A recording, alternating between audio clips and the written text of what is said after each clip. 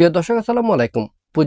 পুঁজিবাদ একটি অর্থনৈতিক ব্যবস্থা যেখানে উৎপাদনের উপকরণ ব্যক্তি মালিকানাধীন থাকে আর বাজারের মাধ্যমে পণ্য এবং সেবার বিনিময় হয়। এই ব্যবস্থার মূল উদ্দেশ্য হচ্ছে লাভ অর্জন, যার ফলে সমাজে ধনী এবং গরিবের মাঝে দিনের পর দিন পার্থক্য বৈষম্য বৃদ্ধি পেতে থাকে।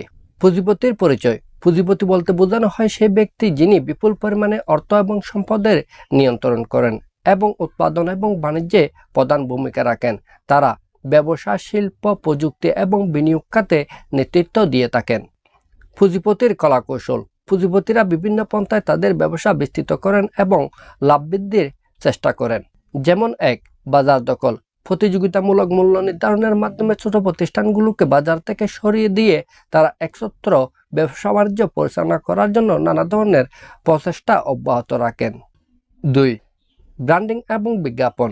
গ্রাহকের মনোযোগ আকর্ষণ করতে তারা বিপুল বাজেটের অর্থ ব্যয় করে বিজ্ঞাপন প্রচার করেন, যার ফলে তাদের ব্যবসা বাণিজ্যের প্রসার ঘটে, তাদের পণ্যের ব্যাপক পরিচিতি ঘটে।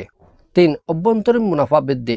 শ্রমের খরচ কমানো। প্রযুক্তির ব্যবহার বৃদ্ধি করে উৎপাদনের খরচ কমানোই তাদের লক্ষ্য। 4. আন্তর্জাতিক বিস্তার। বহুজাতিক কোম্পানি গঠন করে তারা বৈশ্বিক বাজারে প্রবেশ করে তাদের ব্যবসা বাণিজ্যের প্রসার ঘটানোর জন্য কৌশল অবলম্বন করেন। 5. লবিং ও বিস্তার।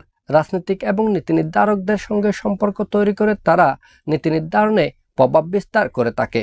সমাজে প্রভাব।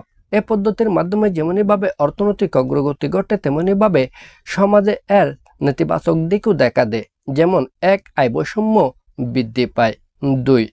স্থায়ী সামাজিক শ্রেণীবিন্যাস। 3. স্থানীয় উদ্যোগের জন্য প্রতিযোগিতা কঠিন হয়ে ওঠে। এছাড়াও পরিবেশের উপর নেতিবাচক প্রভাব পড়ে।